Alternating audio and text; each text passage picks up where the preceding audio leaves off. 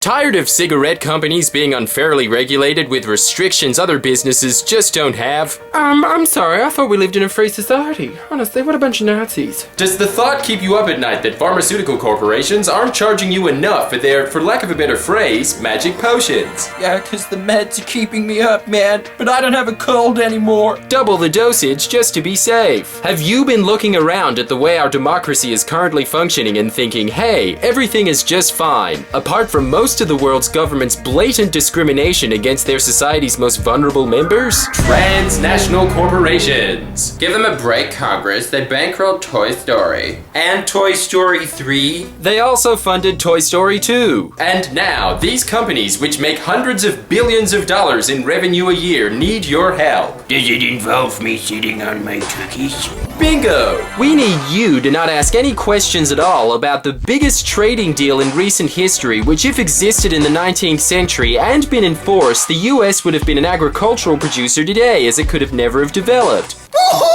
The TPP gets the Amish tick.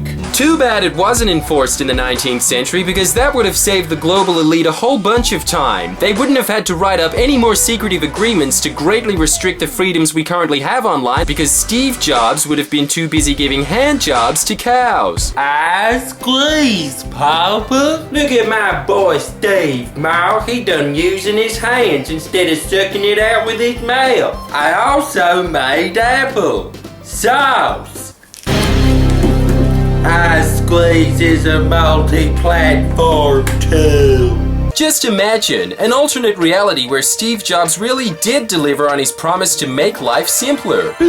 Does this affect family values? A valid concern. Put her on the Homeland Security files. To answer your question, we don't know. In fact, Congress doesn't even know. Dude, isn't Congress supposed to determine international trade policy? Easy point, Dexter. That's only in a forgotten bylaw known as the Constitution. Besides, they're slightly in the loop. Right after close to 200 members rudely demanded to see the trade agreement draft, and so President Obama allowed members of Congress to look at one chapter at a time on request without any of their staff available to guide them through the legal mumbo-jumbo, with Secret Servicemen looking over them saying, no note-taking. Holy moly, these guys ain't fooling around, he's packing heat. Enabling our elected officials to come up with informed opinions such as, I can tell you it's very bad for the future of America, I just can't tell you why. No wonder he wasn't at the trade negotiations, because he's, not to be offensive to a congressman, but a total dummy. Astounding that even Grayson, a magna cum laude of the Harvard School of Law, couldn't make sense of the TPP's easy-to-read corporate legal jargon, which makes up an incredible 5 chapters of the 29-chapter agreement. 29 minus 5 equal 24 chapters. Which have nothing to do with free trade at all.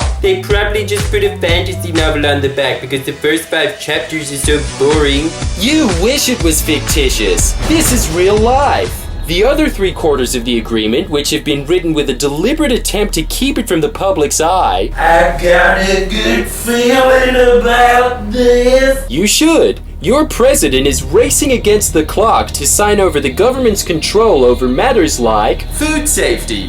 The private sector can do that better. They'll also be able to seize natural resources like minerals and gas without getting any approval from the governments involved. Just another grand feature of the TPP. We'll never suffer from white guilt ever again, as what we did to the Native Americans is about to happen to you. Restoring the balance. Governments will also be alleviated of their heavy burdens to implement any environmental, energy, or climate change policy at all, as multi-billionaires will take care of that. And finally, multinational corporations, the most discriminated against people on the planet, and yes, according to the Supreme Court, they are people, will finally be able to take their grievances with governments to not a court of law, but an extrajudicial tribunal where corporate attorneys act as judges, and these guys rotate between being the judges and suing the governments for corporations. I enjoy the challenge. And this is just what we know of the otherwise highly secretive agreement in which well over 2/3 is designed to give corporations the rights which would never be agreed to by a voting constituency and making it literally impossible to stop them. Don't look at me, I just work here. The Trans-Pacific Partnership Negotiations. We gave you the Lizzie McGuire movie, now it's time for you to do a favor for us. And that favor is... We want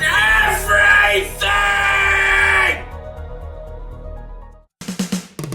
please press the subscribe button now. Come on.